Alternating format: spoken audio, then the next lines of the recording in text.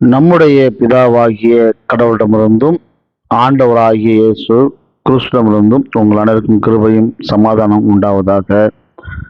ஆமென். இந்த நாளிலே திண்டுக்கல் நாகல் டிஎல்சி நடுநிலைப் பள்ளியிலே நடைபெறுகின்ற இந்த கிறிஸ்துமஸ் விழாவிலே நாம் சற்றிடம் சிந்திக்கும்படியாக தெரிந்து கொள்ளப்பட்ட திருமறை பகுதி அது சாமுவேலின் 1 தீர்க்கதரிசன ஆகமம் 7 அதிகாரம் 12 வசனம். 1 சாமுவேல் 7 அதிகாரம் 12 வசனம். அதை நாம் வாசித்து ஜெபித்து நாம் இந்த பேரில் சுருக்கமாக தியானம் செய்வோம். 1 சாமுவேல் 7 அதிகாரம் 12 வசனம். சாமுவேல் ஒரு கல்லை எடுத்து மிஸ்பாவுக்கும் சேனுவுக்கும் நடுவாக நிறுத்தி, இம்மட்டும் கர்த்தர் எங்களுக்கு உதவி செய்தார் என்று சொல்லி அதற்கு எபனேசர் என்று பெயரிட்டான் என்பதுவே ஜெபம் செய்வோம். மட்டில்லாத நன்மைகளுக்கும் கிருபைக்கும் ஊற்றான அன்பின் பரலோக தகப்பனே, இது வந்து நாளிலும் கூட ஆண்டவரே, இந்த அருமையான நாகல் நகர் டிஎல்சி நடுநிலைப் பள்ளியிலே இந்த கிறிஸ்துமஸ் விழாவிலே ஆண்டவர் நாங்கள் இந்த விழாவின் ஊடாக திருமறை சார்ந்து உம்மை சிந்திக்கின்ற பொழுது, உம்முடைய அன்பினை நாங்கள் ருசித்து பார்க்கின்ற பொழுது, ஆண்டவர் நீர்தாமே தூய ஆவியானவராக வருகை தந்து இந்த நாளிலே இந்த அரங்கிலே கூடியிருக்கக்கூடிய ஒவ்வொருவரையும் ஆண்டவரை உம்முடைய பலத்தாலை எடை கட்டி ஆண்டவர் நாங்கள் உம்முடைய நினைவோடு கூட அமர்ந்திருந்து நீர் எங்களுக்கு அறிவுறுத்துவதை நாங்கள் புரிந்து கொள்வதற்கு ஏற்ற ஞானத்தை நீர் எங்களுக்கு போதிக்க வேண்டுமாய் எங்களை ஒப்புக் கொடுக்கின்றோம்.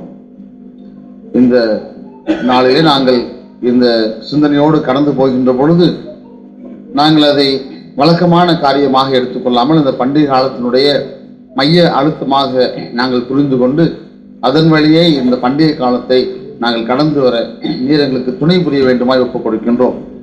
இந்த நாளிலே ஆண்டவர் நீர்தாமே இடையிட்டு எங்களை வழி நடத்தும். இறை மைந்தன் இயேசுவின் வாயிலாக ஏறெடுக்கின்றோம் என் அன்பின் பரலோக தகப்பனே.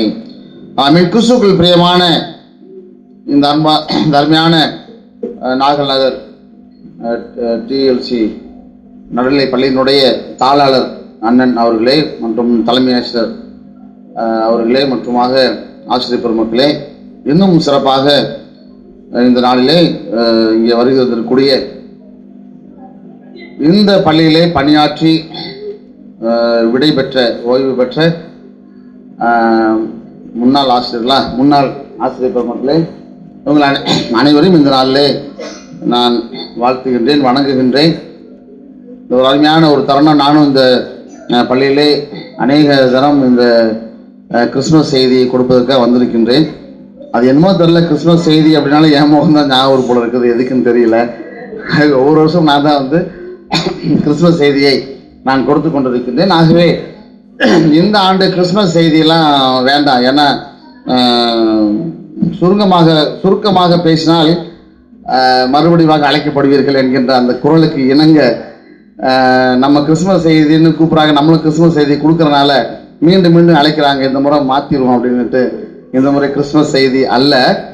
ஏன்னு சொன்னால் இந்த முறை நம்மிடையே பணியாற்றி ஓய்வு பெற்ற ஆசிரியர் பெருமக்கள் நம்மோடு கூட வந்து கலந்து கொண்டிருப்பதால் சற்று மாறுபட்ட ஒரு சிந்தனையை நாம் பார்ப்போம் என்று சொல்லி அதிலேயும் ஒரு ஆண்டு நிறைவுக்கான காரியத்தை நாமும் இப்பொழுது ஆண்டு நிறைவுக்குள்ளாக நாம் கடந்து வந்திருக்கின்றோம். அதுக்கு சற்று பொருத்தமாக தோன்றியது. ஆகவே நாம் அதில் இருந்து சிந்திக்கலாம் என்று நான் இந்த நாளிலே நான் யோசித்தேன்.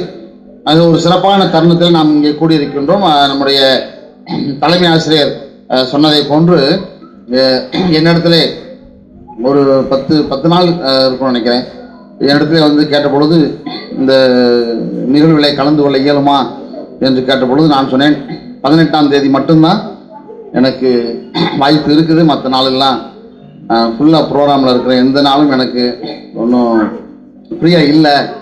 அது அந்த 18ஆம் தேதினா ஓகே அப்படின்னு, அவரும் 18ஆம் தேதி தான் நான் அவங்களை அழைக்கிறேன், வேறு இல்லை அப்படின்னாரு. சரி ஓகே அப்படின்னு அந்த நாள் ஒன்று தான் எனக்கும் ஃப்ரீயாக இருக்குது. அதை நீங்கள் நம்ப மாட்டீங்க அப்படின்றதுக்கு தான், அப்படி என்ன உங்களுக்கு பிஸி அப்படின்னு சொல்லுவீங்க அப்படின்னு சொல்லிட்டு தான் நான் என்னுடைய செயலரை கூட்டு வந்திருக்கிறேன், என்னுடைய ஆலயத்தினுடைய செக்ரட்டரி கூட்டு வந்திருக்கிறேன். தெரியும் என்ன அளவுக்கு பிஸி செல்யூட் அப்படின்னு. உங்களுக்கு நன்றாய் தெரியும், என்னை குறித்து நீங்கள் நன்றாய் அறிந்திருக்கிறீர்கள், அநேக காலங்களாக என்னை பார்த்து கொண்டிருக்கிறீர்கள். ஆக இந்த உதவியின் கல் இந்த நாளிலே நாம் சிந்திக்கும்படியாக வந்திருக்கின்றோம். ஆக இந்த நாளில் நம்முடைய பள்ளியிலே பணியாற்றி ஒரு சாட்சிகரமாக வாழ்ந்து இந்த நாளில் நம்மிடையே மீண்டுமாய் நம்முடைய பள்ளியில் வந்து அமர்ந்திருப்பது அவங்களுக்கு ரொம்ப சந்தோஷமா இருக்கும். ஏன்னா நம்ம படித்த பள்ளியில் போய் நம்ம அமர்ந்த அந்த வகுப்பறையில் போய் நாம் அமர்ந்த அந்த இடத்துல, அந்த பெஞ்சில், லாஸ்ட் பெஞ்சு தான் மாற்றமில்லை, பட் அந்த இடத்துல இப்போ நம்ம அமர்கின்ற பொழுது நமக்கு ஒரு மிகுந்த மன மகிழ்ச்சி வரும். அப்பொழுது அப்படியான ஒரு சந்தோஷ தருணத்திலே இந்நேரம் அவர்கள் தன்னுடைய பழைய நினைவுகளெல்லாம் அசை போட்டு பார்த்துருப்பாங்க. இந்த இடத்துல எப்படிலாம் நம்ம இருந்தோம், போனோம், வந்தோம், யார் இடத்துல எப்படிலாம் பேசணும் அசை போட்டு பார்த்துருப்பாங்க. அதுக்கு ஒரு நல்ல ஒரு தருணம் இந்த நாளிலே அவர்களுக்கு கொடுத்தது நமக்கு சந்தோஷமாக இருக்கிறது. ஸோ திஸ் இயர் ஆல்சோ, இந்த ஆண்டும் கூட மீண்டுமாய் இந்த இடத்துல வந்து அருமையான ஆசிரியர் பெருமக்கள் ஒன்றாய் கூடியிருக்கிறார்கள். அதுக்கு நமக்கு இந்த கிறிஸ்து பிறப்பு விழா நமக்கு ஒரு மைய காரியமாய் நமக்கு இன்றைக்கு அமைந்திருப்பது நமக்கு சந்தோஷமான ஒரு காரியம். ஆக இந்த சம்பவம், இங்கே ஒரு காரியம் 1 சாமுவேல் 7:12 ஒரு காரியம் நடைபெறுகின்றது. அங்கே ஒரு போர் சூழல், அந்த போர் சூழலிலே அதிலே ஒரு வெற்றியை அவர் பெற்றிருக்கின்றார். வெற்றியை பெற்ற சாமுவேல் ஒரு வெற்றியை பெற்ற காரணத்தை அவர் நினைவு கூர்ந்து பார்க்கின்றார். அங்கே ஒரு கல்லை அவர் நிறுவுகின்றார். அந்த கல்லை நிறுவி உதவியின் கல் என்று பார்த்து அதற்கு எபனேசர் என்கின்ற ஒரு பெயரை அவர் அங்கே இடுகின்றார். இன்றைக்கும் கூட நம்முடைய வாழ்க்கையிலே நாம் நிறைய அதிகப்படியான நினைவுகளை, சில நினைவுகளை நாம் கல்லாக, தூணாக நாம் எடுத்து பயன்படுத்தி கொண்டிருப்போம். சில காரியங்கள் எனக்கு மனசில் அப்படியே நிற்குது, இந்த இடத்துல இந்த சம்பவம் எனக்கு நடந்தது, அது அப்படி மனசில் நிற்குது, ஒரு தூணாவே நாம் அதை நிறுத்திருப்போம். அது போன்ற ஒரு சம்பவம் தான் இங்கே நடைபெறுகிறது. நாம் ஒரு அளவிற்கு நாம் இந்த ஆண்டினுடைய நிறைவுக்குள்ளாக நாம் நெருங்கி வந்திருக்கின்றோம். இந்த கடைசி மாதத்தினுடைய 18வது நாளை நாம் இப்பொழுது முடிச்சிட்டோம். என்னோட முடியுது. 18 நாட்கள் நாம் கடந்து விட்டோம். ஓரளவிற்கு நம்ம 2 வாரத்தில் நாம் இந்த ஆண்டை கூட நாம் நிறைவு செய்ய இருக்கின்றோம். ஆக இந்த நாளிலே, இந்த ஒரு விழாவிலே ஒரு ஆன்மீக சிந்தனையாக நாம் எடுத்துக்கொள்ள. ஏன்னா திண்டுக்கல் அப்படின்ற போது என்னைக்கு நம்ம ஊரில் பூட்டு தயாரிக்க ஆரம்பிச்சாங்களோ அன்னைக்கே நம்மளுடைய ஆலயத்துக்கு அப்பப்போ பூட்டு போடுறது, திறக்கிறது, பூட்டு போட திறக்க நமக்கு, நீங்கள் உங்களை பார்த்து நான் ஆலயத்துக்கு போனீங்களான்னு கேட்கவே கஷ்டமாக இருக்குது. நான் மற்ற ஊரில் போனால் ஆலயத்துக்கு போனீங்களா அப்படின்னு, ஆமாம் போனோம் அப்படிம்பாங்க. இங்கே போய் நான் உங்களுக்கு நம்ம ஆலயத்துக்கு போனீங்களான்னு கேட்போம். அது எதுக்கு நீங்கள் கேட்குறீங்க அப்படின்ட்டிங்கன்னா ரொம்ப போயிடும். அதனால் உங்களை அதை கேட்க கூட எனக்கு என்ன பண்ண மாட்டேங்குது, தோணல. திண்டுக்கல் அப்படிங்கும்போது ஒரு டிஎல்சிலேயே ஒரு வித்தியாசமான ஒரு அமைப்பாக இங்கே செயல்பட்டு கொண்டிருக்கின்றது. அதற்கு என்ன காரணம் அதெல்லாம் நமக்கு எல்லாம் நல்லா தெரியும். ஆனாலும் இங்கே நம்முடைய இந்த செயல்பாடுகளை நாம் அலசி பார்க்கின்ற பொழுது இங்கே நம்முடைய ஆன்மீக வாழ்விலே இந்த கிறிஸ்மஸ் காலங்களும் இந்த ஆண்டு நிறைவு காலங்களும் நம்ம எந்த நிலைக்கு நம்மை கொண்டு சென்றிருக்கின்றது. இந்த ஆண்டு துவங்குகின்ற பொழுது எப்படிப்பட்ட உத்வேகத்தோடு நாம் இந்த ஆண்டினை நாம் துவங்கினோம், என்னென்ன காரியங்களை இந்த ஆண்டுக்குள்ளாக நாம் செய்து முடிக்க வேண்டும் என்று விரும்பினோம், எவையெல்லாம் நாம் கடந்து வந்தோம் என்று நாம் சிந்திக்க வேண்டிய ஒரு மக்களாக இருக்கின்றோம். எல்லாருமே ஒரு அளவிற்கு ஒரு டைரி வாங்குவோம். நம்ம இந்த புது வருஷத்தில் டைரி அது ஓசியில் கிடைக்குமான்னு கூட பார்ப்போம். நம்ம ஓசியில் கிடைச்சோன்னா ரொம்ப சந்தோஷமா, நமக்கு இது ஒன்று தான் சார் நான் வாங்கணுன்ட்டு இருந்தேன் வாழ்க்கையில், எனக்கு ரொம்ப பிடிக்கும் சார் அந்த டைரி, எனக்கு கொடுங்க சார் அப்படின்ட்டு என்ன பண்ணுவோம். நம்ம அதை வாங்கி நமக்கு அது யூஸ் ஆகாது, நமக்கே தெரியும் அது ஆமாம் சார் அப்படின்ட்டு. முதல் நாள் புதிய ஆண்டு, புதிய நாள், புதிய துவக்கம், புதிய மனிதன், நான் புதிய ஆளாய் மாறிவிட்டேன்னு எழுதுவோம் முதல் நாள். அப்புறம் 2ஆம் நாள், ஒரு நாள் கடந்திருக்கின்றது, முதல் நாள் மகிழ்ச்சியாக இருந்தது, அந்த மகிழ்ச்சியை தொடர்ந்து கொண்டு இருக்கின்றது.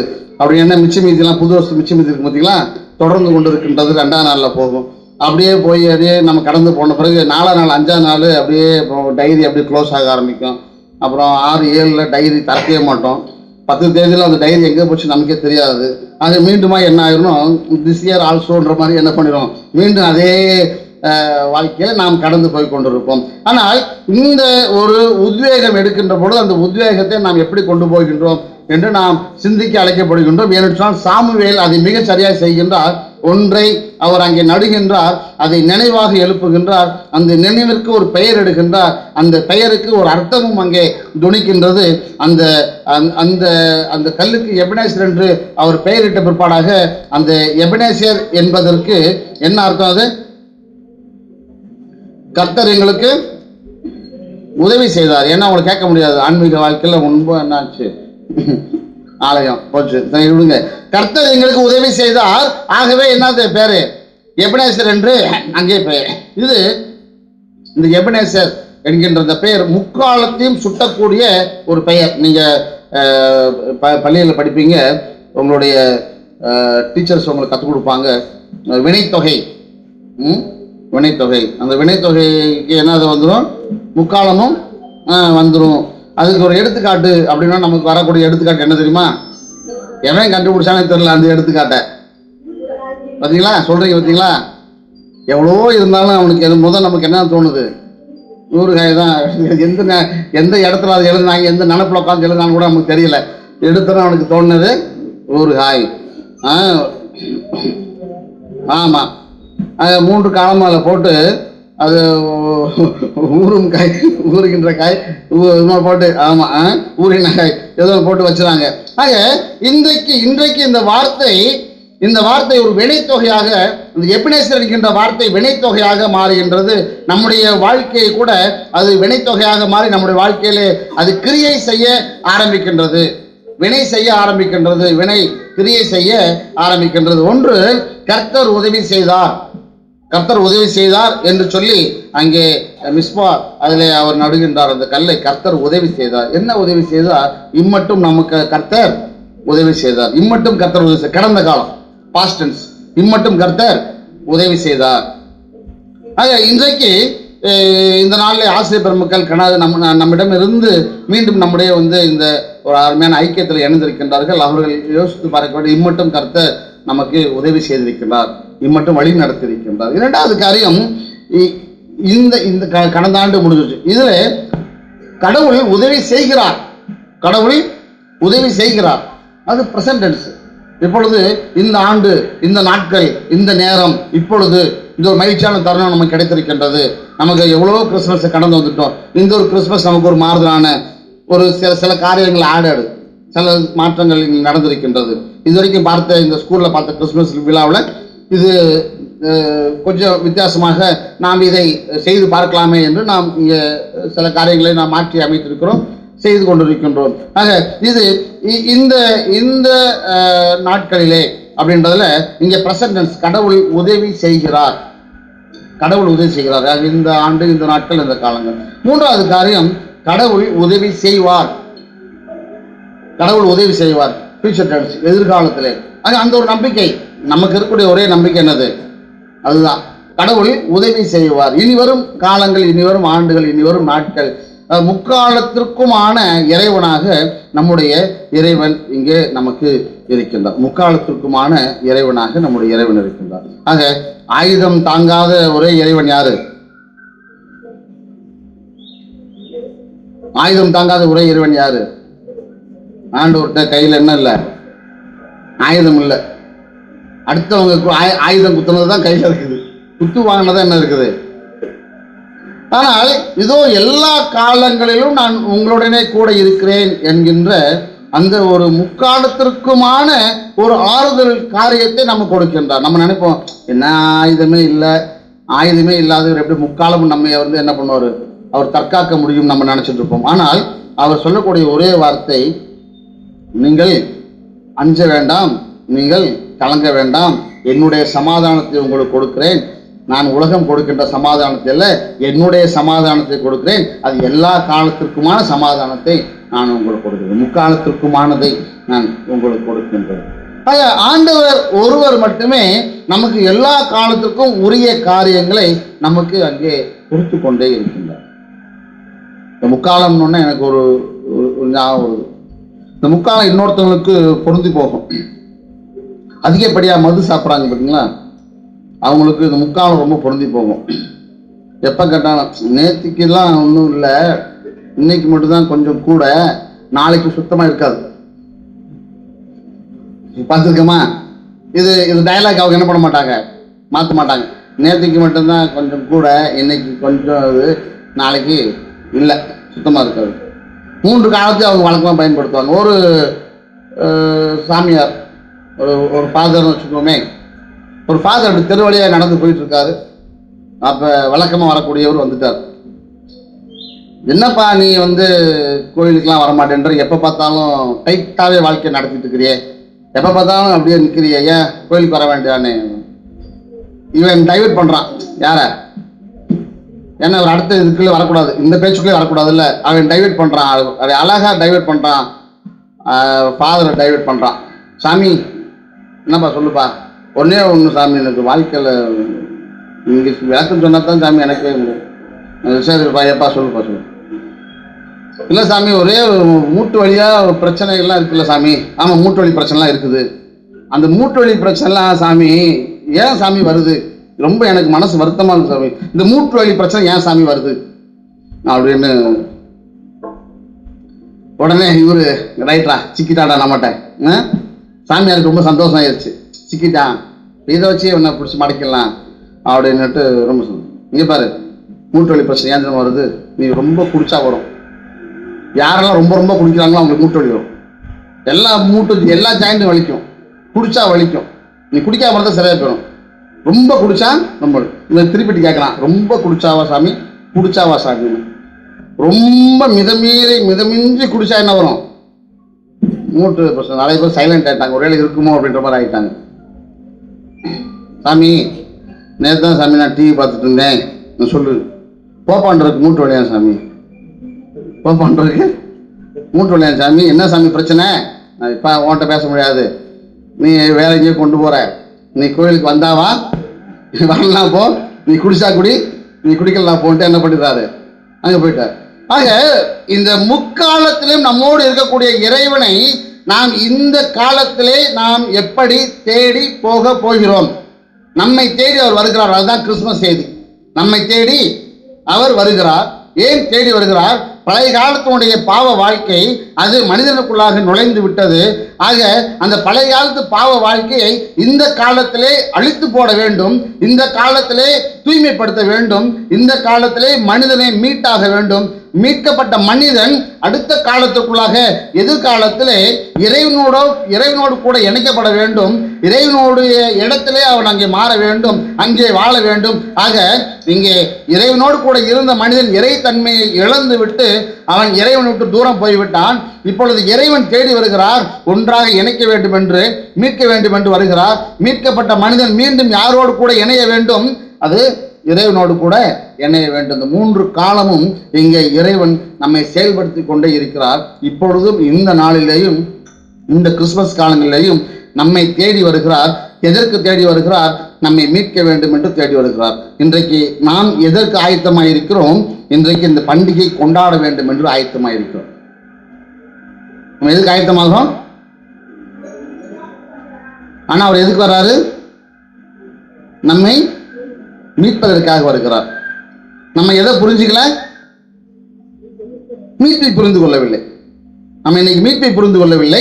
ஆனால் அந்த பண்டிகையை நாம் கொண்டாட வேண்டும் என்பதை முனைப்பாக நாம் இருந்து கொண்டிருக்கின்றோம். இந்த புரிந்து கொள்ளல் நமக்கு தவறா போயிடுச்சுன்னா அந்த அடுத்து வரக்கூடிய எதிர்காலம் இன்றைக்கு நமக்கு இல்லாமல் போய்விடும். எதிர்காலம் என்னவாயிரும்? பூஜ்யமா நமக்கு போய்விடும். ஆக இன்றைக்கு நாம் புரிந்து கொள்ள வேண்டிய மிக சரியான ஒரு காரியம், நம்மை மீட்பதற்காக என்னை தேடி வருகிறார், என்னை மீட்பதற்கு நான் இங்கே என்னை ஒப்புக் கொடுக்க வேண்டும் என்று நம்மை நாம் தயார்படுத்த வேண்டிய மக்களாய் நாம் இன்றைக்கு இருந்து கொண்டிருக்கிறோம். இந்த கிறிஸ்துமஸ் விழா ரொம்ப நல்லா தெரியும், எல்லாருக்கும் தெரியும். உலகம் முழுக்க இன்றைக்கு என்னது ஃபேமஸான விழா? எது? கிறிஸ்துமஸ் விழா. உலகம் முழுக்க ஃபேமஸான விழா. மற்ற விழாக்கள் அங்கங்கே கொண்டாடுவாங்க. தீபாவளிலாம் இந்தியாவுக்குள்ள தான். உலகம் முழுக்க கொண்டாடக்கூடிய விழா கிறிஸ்துமஸ் விழா. அதுக்குள்ள காலமே வேற. இப்போ நம்மளாவது வடிகையின் காலத்தை வச்சுருக்கிறோம். வெளிநாடுகள்லாம் போயிட்டீங்கன்னா அவங்க இன்னும் காலத்தை எக்ஸ்டெண்ட் பண்ணிட்டாங்க. அவ்வளோ நாளாக அவங்க கிறிஸ்துமஸ் கொண்டாடுறாங்க. பெரிய விழாவாக இருக்கிறது. அன்றைக்கு நான் திருச்சிக்கு கேஎம்சி மருத்துவமனைக்கு நான் சென்றிருந்தேன். கேஎம்சி மருத்துவமனையில் போய் அங்கே போய் டாக்டர்லாம் பார்த்து பேசிட்டு வர்றேன். ஒரு 6 பேரத்துக்கு கிறிஸ்துமஸ் தாத்தா வச்சுருக்காங்க. யார? கிறிஸ்துமஸ் தாத்தா ஒரு 6 பேர்த்து வச்சுருக்காங்க. இவ்வளோ உயரமாக இருக்குது. நல்ல தாத்தா, அழகாக இருக்காரு, சிவப்பா அப்படியே இருக்கார், பஃபியாக இருக்காரு, அப்படியே ரொம்ப அழகாக இருக்கார். ஒரு சின்ன ஒரு கரையை போட்டு அழகாக அப்படி தாத்தா அப்படி வந்து பையை போட்டு நின்றுட்டு இருக்காரு. அந்த வாசலில் வந்து உள்ளே நுழையிறவங்க வெளியே போகிறவங்க எல்லாருமே என்ன பண்ணுறாங்கன்னா தாத்தா கிட்ட போய் நின்று அப்படி தோளில் கை போட்டு ஃபோட்டோ அவன்ட்டு ஃபோட்டோ எடுத்துக்கிறாங்க. அது யாரெல்லாம் எடுக்கிறாங்கன்னு பார்த்தீங்கன்னா எல்லாருமே இஸ்லாமியர்கள், இந்து சமயத்தை பின்பற்றக்கூடியவர்கள், கிறிஸ்தவர்களாக இருக்கக்கூடியவர்கள் எல்லாருமே என்ன பண்ணுறாங்க, அதில் வந்து எடுக்கிறாங்க. இன்றைக்கு கேள்வி என்னன்னா, அந்த காட்சியை பார்த்தோன்னே எனக்குள்ள என்னடா இது அப்படின்னு ஒரு காட்சி. ஆக இன்றைக்கு இந்த கிறிஸ்துமஸ் விழா என்பது மக்கள் மனதிலே எப்படி உள்ளே ஊடுருவி இருக்கிறது, எப்படி அவர்களை போய் சென்று அடைந்திருக்கின்றது. இன்றைக்கு கிறிஸ்துமஸ் தாத்தாக்கள் கிறிஸ்துமஸ்ல என்ன பண்ணப்படுறாங்க, முக்கியப்படுத்தப்படுறாங்க. இந்த கிறிஸ்துமஸ் தாத்தா அவ்வளவு முக்கியமா போயிட்டார். கிறிஸ்துமஸ் தாத்தாவை கிறிஸ்தவர் மட்டுமல்ல, மற்ற வேற்று சமயத்து நம்முடைய நட்பு சமயத்து மக்களும் என்ன பண்றாங்க, அவங்களோட தோல்ல கை போட்டு போட்டோ எடுக்கிற அளவுக்கு அந்த கிறிஸ்துமஸ் தாத்தா ஃபேமஸா இருக்காரு. ஆனால் இயேசு கிறிஸ்து இன்னைக்கு ஒருவேளை இந்த கிறிஸ்துமஸ் பண்டிகையில ஆண்டவர் இயேசு கிறிஸ்து அவர் தன்னுடைய உருவத்திலே நாம் பார்த்துக்கூடிய, நம்ம கற்பனை பண்ணி வைத்திருக்கக்கூடிய அந்த உருவத்திலே கூட நம்ம முன்னால வந்து நின்றார், நம்ம போய் போட்டோ எடுக்கிறதா ஓடுமா நம்ம? ஐயோ இவரு இதுக்கு எப்போ வந்து சேர்ந்தாரு, இங்க சிக்கலா போச்சு, அவர் வந்துட்டார கடைசி வரைக்கா போச்சு, 2ஆம் வரைக்கா போயிருமே, வாழ்க்கை முடிஞ்சிருமே, அவர் எதுக்குடா வர்றாரு, ஐயோ ஐயோ.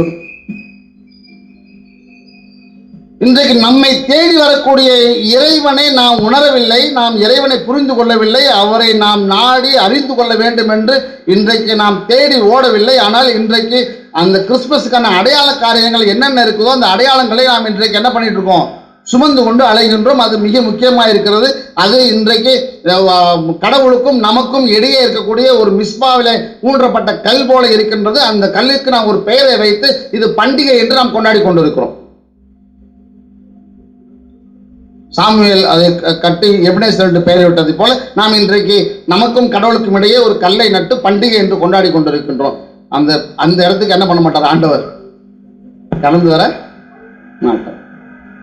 இன்றைக்கு நம்மை நாம் உணர்ந்து கொள்வோம், எதற்காக இந்த பண்டிகைகள் நமக்கு கொடுக்கப்பட்டிருக்கின்றது, ஏன் நாம் இவைகளை கொண்டாட வேண்டும், நாம் எவைகளை கடந்து இன்றைக்கு போக வேண்டும் என்பதை நாம் உணர்ந்து கொண்டு ஒரே ஒரு காரியத்திலே எபனேசர் என்கின்ற அந்த வார்த்தையை இன்றைக்கு நமக்கு உரித்தாக்கி கொள்வோம். அந்த எபனேசர் என்ற வார்த்தை நமக்கு மிக முக்கியமான வார்த்தை. ஏனென்று சொன்னால் அந்த எபனேசர் என்ற அந்த வார்த்தை தான் இன்றைக்கு கர்த்தர் எங்களுக்கு உதவி செய்தார் என்கின்ற அந்த மையத்தை நமக்கு கொடுக்கின்றது.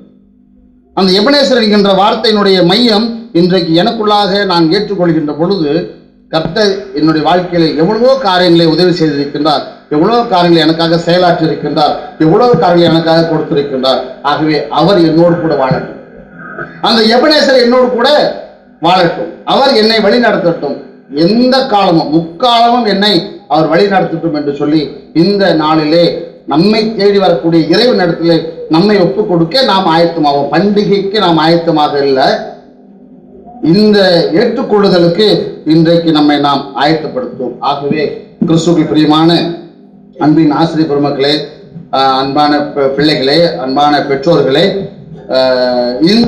இந்த நாளிலே நம்மை நாம் இந்த விழாவை மறுத்து நாம் இன்று இறைவன் இடத்தில் நம்மை நாம் ஒப்புக் கொடுக்கின்ற பொழுது, இந்த நாளிலும் நம்முடைய இறைவன் நம்மை தேற்றுகின்றார், நம்முடைய இறைவன் நமக்கு ஊக்கமளிக்கிறார். இன்றைக்கு நம்முடைய இறைவன் நம்முடைய வாழ்க்கைக்கு ஏற்றமான உறுதிமொழியை அளிக்கிறார். இது இந்த ஆண்டும் கூட இருக்கட்டும், திஸ் இயர் ஆல்சோ, இந்த ஆண்டும் கூட அது இருக்கட்டும். அப்ப எபனேசர் நம்மோடு வாழட்டும். இந்த வார்த்தைகளை ஆண்டவர் தான் ஆசீர்வதித்து வழிநடத்தி காப்பாராக.